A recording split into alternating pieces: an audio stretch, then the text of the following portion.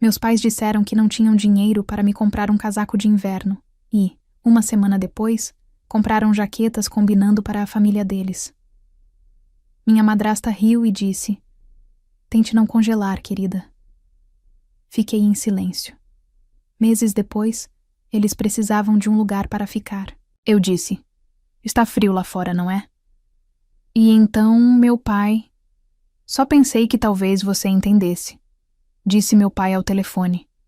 Sua voz era fina. Cansado. Fiz uma pausa. Entender o quê? Que as pessoas passam por momentos difíceis. As palavras pareciam neve batendo na minha pele. Macia no início, depois derretendo em um frio que se instala profundamente. Olhei pela janela para o céu cinzento lá fora. Flocos de neve já caíam. "Você se lembra do inverno em que eu tinha 15 anos?" Ele ficou em silêncio. "Deixa pra lá", eu disse. "Espero que você se resolva." Desliguei. Quando eu tinha 15 anos, perguntei ao meu pai se poderíamos ir. As compras compraram um casaco novo. O meu antigo estava muito apertado e o zíper não funcionava mais. Ele suspirou, esfregou a ponta do nariz e disse algo sobre dinheiro estar curto. Concordei porque estava acostumada com decepções. Não chorei ao sair do quarto. Não chorei ao caminhar até o ponto de ônibus na manhã seguinte usando um moletom, com capuz e 3 camadas de roupa por baixo. Não chorei quando meus dedos queimaram com o vento. Chorar nunca ajudou em nada naquela casa. Uma semana depois, cheguei da escola e ouvi risadas na sala de estar. Não era um som alegre, era estridente e exclusivo, o tipo de risada que diz: "Você não faz parte disso." Entrei e as vi. Minha madrasta, Regina, e suas 2 filhas, Lívia e Rafa. As 3 usavam jaquetas novas e brilhantes, daquelas que eram bufantes e pareciam quentinhas o suficiente para dormir. As etiquetas ainda estavam nas mangas. Eram da mesma cor de ameixa, com capuzes forrados de pele. Meu pai estava parado na porta segurando uma caneca, sorrindo. Eles pareciam uma família, de verdade. Regina se virou para mim. "Tente não congelar, querida." Não foi o que ela disse. Foi como ela disse. A falsa preocupação. A pequena curva em seu lábio que dizia que ela gostava de me ver estremecer. Não disse nada. Subi as escadas. Fechei a porta. Sentei-me na cama e fiquei olhando para a parede. Eu já tinha aprendido que ficar quieta era mais seguro. Regina se mudou para nossa casa poucos meses depois do divórcio ser finalizado. No começo, pensei que ela estivesse apenas sobrecarregada. Tentar unir 2 famílias nunca é fácil, certo? Mas, com o tempo, eu vi isso claramente. Ela não queria uma família misturada. Queria a dela, e eu não fazia parte dela. Ela nunca gritava, nunca batia. Era pior que isso. Ela me deixava de fora de propósito. Esquecia de me avisar quando o jantar estava pronto. Jogava as sobras fora antes de eu chegar da escola. Me excluía dos passeios em família e fazia parecer que que não queria ir. Eu descobria sobre viagens de patinação no gelo por fotos na geladeira. E meu pai, ele só observava. Quando perguntei uma vez, só uma vez, por que ele a deixava me tratar daquele jeito, ele resmungou algo sobre manter a paz. Eu entendia o que isso significava. Significava que eu era descartável, contanto que ela continuasse feliz. Aquele inverno foi rigoroso. O frio corta a pele. Coloquei suéteres e moletons em camadas e tentei não tremer muito visivelmente. Uma professora da escola, Dona Elsa, finalmente percebeu e me ofereceu seu casaco velho de casa. Eu disse a ela que meu pai ia ganhar um na semana seguinte. Ele não ganhou. Ela trouxe o casaco mesmo assim. Eu o aceitei em silêncio. Ainda me lembro de como era quente. Como aquele calor era estranho, como algo que eu não merecia. Consegui um emprego na hora que pude. Fins de semana em uma lanchonete gordurosa onde me davam notas de R$1 amassadas. Guardei tudo. Não fui ao baile de formatura. Não comprei anuários. Cada R$1 foi para uma caixa de sapatos. Meu único plano era escapar. Aos 18 eu estava fora. Ribeirão Preto me deu uma bolsa parcial. Eu trabalhava à noite, estudava, durante o dia e ignorava todas as ligações de casa. Eles pararam de tentar depois de um tempo e, honestamente, eu estava bem com isso. Eu estava acostumada com o frio. Ao longo dos anos, construí algo. Uma vida, um apartamento tranquilo, um diploma, um emprego estável e o suporte financeiro de um grupo de saúde. Por fim, conheci alguém.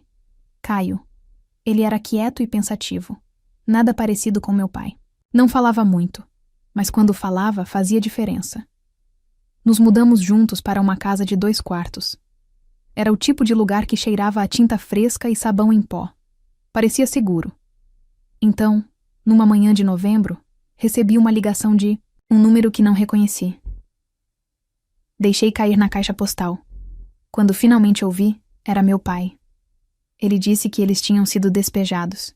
Regina tinha perdido o emprego. Ele tinha passado por uma cirurgia e não podia trabalhar. Eles estavam morando em um motel perto de Ituverava, mas estavam ficando sem dinheiro. Ele parecia exausto, assustado. Disse que não sabia para onde ir. Perguntou se eles poderiam ficar comigo por apenas algumas semanas. Ouvi a mensagem 3 vezes. Não respondi por 2 dias. Quando finalmente liguei, ele atendeu no primeiro toque. Estava ansioso demais, a voz embargada por um otimismo forçado. Agradeço muito por ter ligado. De volta, disse ele. Só pensei que talvez você entendesse. Estamos em uma situação difícil. Olhei pela janela para a primeira neve da estação.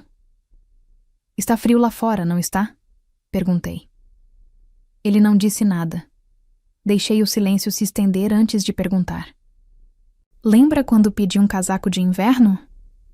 Houve uma pausa. Isso foi há muito tempo, Clara. Não para mim, respondi. Ele não discutiu. Você me disse que não tinha dinheiro suficiente e depois comprou jaquetas combinando para Regina e suas filhas. Você me viu ir para a escola de moletom enquanto elas posavam na neve. Ele suspirou. Eu estava tentando fazer as coisas darem certo. Havia um longo espaço em branco na linha. Então me desculpe. Eu acreditei nele. Essa foi a parte mais estranha. Eu realmente acreditei. Mas acreditar nele não significava que eu precisava abrir a porta. Eu disse a ele que precisava de um tempo para pensar. Era verdade. Não porque eu não soubesse a minha resposta, mas porque eu precisava me sentar com o peso disso, para me permitir o espaço para considerar a criança que eu era e a mulher que eu havia me tornado. Naquela noite, contei tudo a Caio. Ele sabia de partes da história, mas não dos detalhes, não sobre o casaco. Não sobre como Regina me tornara invisível na minha própria casa. Não sobre a cumplicidade silenciosa que meu pai oferecia em troca da tranquilidade doméstica. Ele ouviu como sempre, pacientemente, sem interrupção. Mão dele não soltou a minha nenhuma vez. Então ele perguntou gentilmente quando terminei. Você os quer aqui? Essa foi a pergunta mais simples e a mais difícil. Eu não quero, eu disse. Não porque eu queira vingança, mas porque construí algo real aqui, algo seguro. Não posso arriscar isso por pessoas que nunca se importaram quando eu era criança. Você não deve explicações a ninguém, ele disse. Principalmente a eles. Eu sabia que ele estava certo, mas ainda não conseguia me livrar da culpa. Daquela vergonha familiar e profunda de que, de alguma forma, mesmo agora, eu estava sendo egoísta. Deixei passar mais alguns dias. A neve se acumulava lá fora. Assei pão de banana que não comi. Limpei os rodapés. Sentei no meu escritório fingindo trabalhar. Então, chegou uma carta. O envelope era rosa e tinha um leve cheiro de perfume. Barato. Regina. Abriu na varanda como se tivesse medo do que pudesse sair dali. Era curto, não mais do que 3 parágrafos. Ela disse que estava chocada e magoada por eu ignorar uma emergência familiar. Ela disse que não era culpa dela que o dinheiro estivesse curto naquela época e que eu estava escolhendo a amargura, em vez da compaixão. Ela escreveu que eu estava me tornando uma mulher fria e dura, como sua mãe.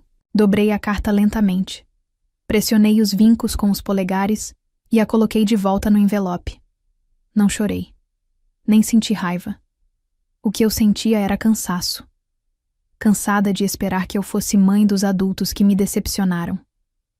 Cansada de fingir que me deviam perdão só porque anos se passaram. 3 dias depois, chegou uma segunda carta. O mesmo endereço do remetente, mas desta vez era a letra do meu pai no envelope. Eu sabia disso antes mesmo de abrir. O jeito como ele escreveu meu nome, em letras maiúsculas, sem floreios. Esta era diferente. Ele não pediu nada. Não mencionou Regina. Não tentou me culpar ou distorcer a história. Simplesmente disse que sentia muito. Sentia muito pelo que não viu, pelo que escolheu não ver, por não intervir, por escolher a paz em vez da proteção. Achei que estava fazendo o melhor que podia, escreveu ele. Mas agora entendo que fazer o melhor significa proteger seu filho, mesmo que isso lhe custe conforto. Ele terminou a carta com: não espero nada de você, só quero que saiba que agora vejo tudo e gostaria de ter agido melhor. Li 2 vezes, depois uma terceira, e fiz algo que não fazia há muito tempo. Deixei-me chorar. Não foi um choro soluçante e dramático. Foi tranquilo, gentil, um alívio. Não liguei de volta para ele. Ainda não. Mas pela primeira vez em anos, senti o frio diminuindo. Algumas semanas se passaram. As festas de fim de ano chegaram. A irmã de Caio nos convidou para passar o Natal com a família deles em Saratoga Springs. Estava quente, caótico, cheio de enfeites descombinados, jogos de tabuleiro e primos barulhentos. Levei uma garrafa de vinho. Caio fez suas famosas batatas. Eles me abraçaram como se eu estivesse lá todos os anos. Naquela noite, deitada ao lado dele, sob lençóis de flanela, contei sobre a carta. Você acha que ele falou sério? Perguntou ele baixinho. Acho que sim, eu disse. Mas isso não significa que eu tenha que deixá-lo voltar. Ele assentiu. Uma semana depois, meu telefone vibrou. Uma nova mensagem de voz. Clara, é o pai de novo. Só queria agradecer por ter lido a carta, se leu. Estamos resolvendo as coisas. Recebemos ajuda da igreja. Estamos em um abrigo por enquanto. Regina não está feliz, mas é o que é. Enfim, sei que você está ocupada. Só queria dizer que te amo. Eu não sabia o que fazer com aquele eu te amo. Ficou como uma pedra no meu peito. Não doeu. Exatamente. Apenas presente. Também não retornei a ligação. Não o bloqueei, mas também não retornei. Em vez disso, voltei a trabalhar depois das férias. A vida recomeçou. Caio e eu começamos a conversar sobre ter um cachorro. Voltei a assar, dessa vez comendo o pão de verdade. Fazia longas caminhadas sozinha, às vezes na neve, agasalhada, com o grosso casaco de lã que comprei para mim. Cada vez que o fechava, pensava naquele outro inverno, em que uma garotinha de mangas curtas observava uma mulher rir com sua jaqueta novinha em folha. Pensei em como aquela menina tinha chegado longe, e como às vezes se proteger significa se recusar a abrir a porta, mesmo quando alguém está no frio. O resto do inverno chegou e passou sem mais nenhuma palavra do meu pai. Nenhuma carta, nenhuma ligação. O silêncio não me machucou como eu esperava. Era mais como o silêncio que se sente quando uma máquina para de funcionar, depois de anos zumbindo ao fundo. Era tranquilo, mas ainda assim minha mente divagava às vezes. Não exatamente com culpa, mas sim com curiosidade, imaginando o que significava receber um pedido de desculpa sincero de alguém que um dia se afastou e viu você ser cortado da sua própria vida. Imaginando o que significaria aceitá-lo, rejeitá-lo, ou simplesmente deixá-lo ali, sem resposta. A primavera trouxe pequenas mudanças. Comecei a correr novamente, apenas alguns quarteirões de cada vez nas manhãs frias. Caio e eu plantamos bulbos na beira do quintal. Meu trabalho decolou. Fui convidada para participar de um grupo de liderança na minha empresa, e aceitei. A vida estava seguindo em frente, exatamente como eu queria. Então, uma tarde, enquanto eu estava em uma chamada pelo Zoom, meu telefone acendeu. Caio atendeu da sala de estar. 1 minuto depois, ele enfiou a cabeça para dentro e murmurou. É o seu pai, pisquei, Levantei um dedo, encerrei a ligação normalmente, sorri, agradeci ao meu colega, encerrei a ligação e fiquei ali, olhando para a tela de saída da reunião. Não retornei naquele dia nem no seguinte. 2 dias depois, ele ligou novamente e deixou outra mensagem de voz. Oi, Clara! Eu sei que já faz um tempo. Eu não ia ligar de novo, mas achei que você deveria saber. Estamos saindo do abrigo. Conseguimos um lugarzinho subsidiado nos arredores de Johntown. É pequeno, mas já é alguma coisa. Vou começar a fisioterapia na semana que vem. Enfim, sei que as coisas não estão fáceis entre nós. Só queria te avisar que estamos bem. Só isso, sem pressão, sem mencionar a Regina, sem pedir ajuda. Ouvi 3 vezes antes de apagar, não porque estivesse com raiva, só porque não sabia o que fazer com ela. Algumas semanas depois, encontrei alguém que não via há anos. Foi na feira livre no centro de Troy. Eu estava na barraca de mel conversando com o vendedor sobre flores. Silvestres versus Trevos, quando alguém atrás de mim disse: Clara. Virei-me e vi uma mulher com uma trança prateada e olhos calorosos. Dona Elsa. Levei um segundo para reconhecê-la. Ela tinha envelhecido. Mais linhas ao redor da boca, corpo mais magro, mas ainda tinha a mesma energia calma, a mesma voz gentil. Dona Elsa? Perguntei quase rindo. Ela deu um sorriso largo e me puxou para um abraço. Você está tão bem, disse ela, tão crescida. Conversamos um pouco, parados ali com sacos da feira nas mãos, cercados pelo aroma de tomate e manjericão. Contei a ela que morava perto. Trabalhava na área da saúde e tinha um parceiro. Sempre esperei que você saísse daquela casa, disse ela suavemente. Você merecia muito mais do que a forma como te trataram. Assenti. Estou orgulhosa de você, disse ela. Não sei se alguém já disse isso a você, mas eu estou. Ela disse isso com tanta certeza que senti as lágrimas brotarem antes que eu pudesse contê-las. Obrigada, sussurrei. Nos abraçamos novamente. E, assim, ela se foi, desaparecendo na multidão como um fantasma gentil da minha infância. Não foi um momento marcante, mas abriu algo dentro de mim, algo antigo e silencioso que eu havia trancado por anos. Naquela noite, sentei-me com Caio na varanda. Estávamos dividindo uma garrafa de vinho, jazz suave tocando na janela aberta. Eu vi a Dona Elsa hoje, eu disse. Ele sorriu. Você já mencionou ela antes, certo? A moça dos casacos? Eu ri. É, a moça dos casacos. Ela sempre foi gentil com você. Ela me salvou de um jeito que ninguém mais notou. Ficamos em silêncio por um tempo, bebendo, observando a noite se acomodar. Então Caio perguntou: Você acha que algum dia vai falar com seu pai de novo? Dei de ombros. Talvez. Não sei. Ele não insistiu. Mas se eu insistir, respondi lentamente, será nos meus termos. Não, Regina. Sem culpa. Apenas 2 pessoas que entendem que nem sempre temos uma segunda chance. E às vezes, nem queremos uma. Algumas surgem como um suspiro lento. As tulipas que plantamos floresceram em tons de rosa, laranja, vibrantes e brancos. O cachorro que tínhamos conversado sobre ter se tornou realidade. Uma vira-lata resgatada chamada Penny, que latia para esquilos e mastigava todos os chinelos que encontrava. Construímos uma pequena vida em torno daquele caos, do tipo que parecia simples e completa. Mas então, em julho, recebi outra carta. Esta era diferente. Não era da Regina. Não era do meu pai. Era da Rafa. Sua letra era pequena, elegante, cuidadosa.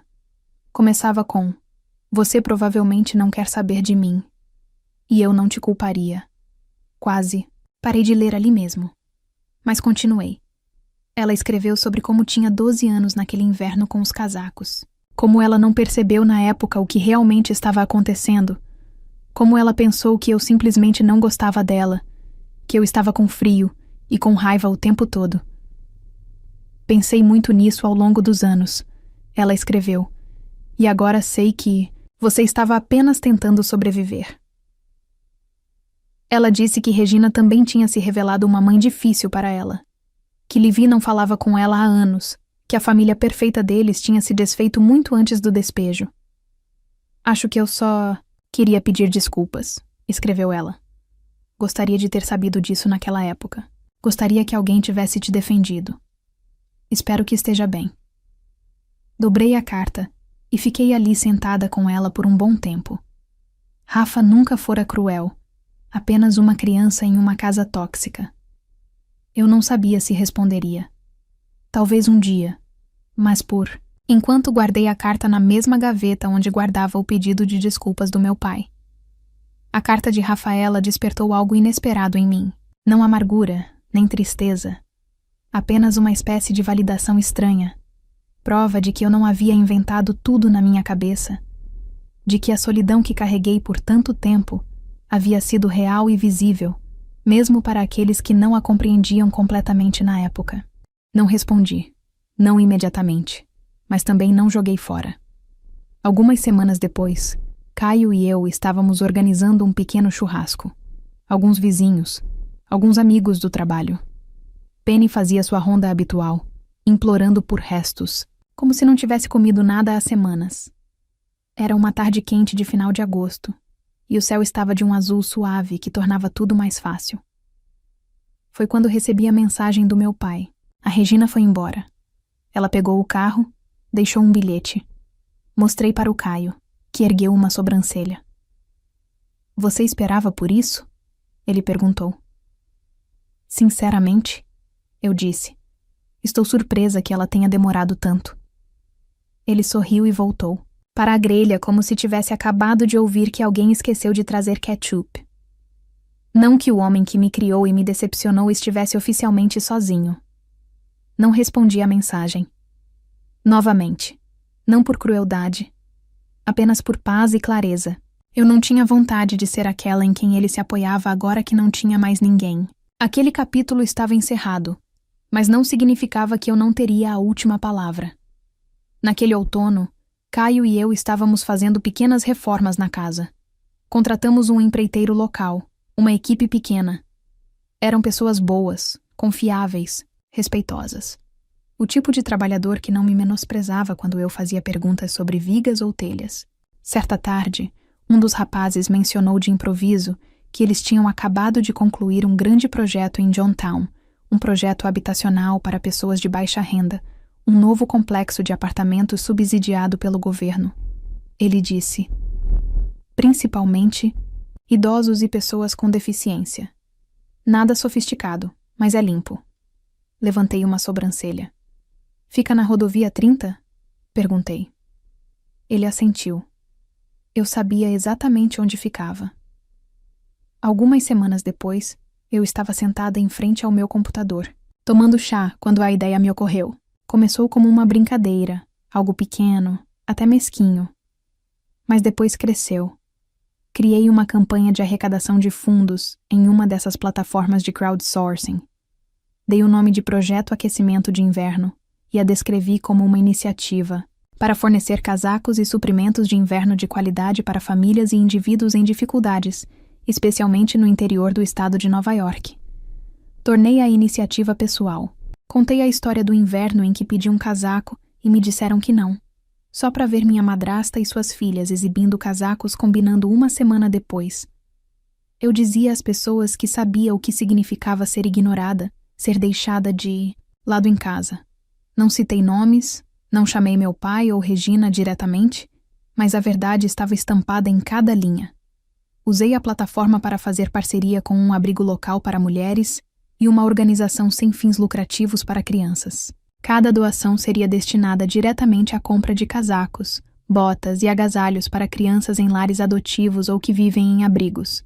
E eu lancei. No início, a arrecadação era gradual. 10 aqui, 20 ali. Aí alguém no Twitter pegou. Um jornalista local entrou em contato. A história se espalhou como fogo na palha.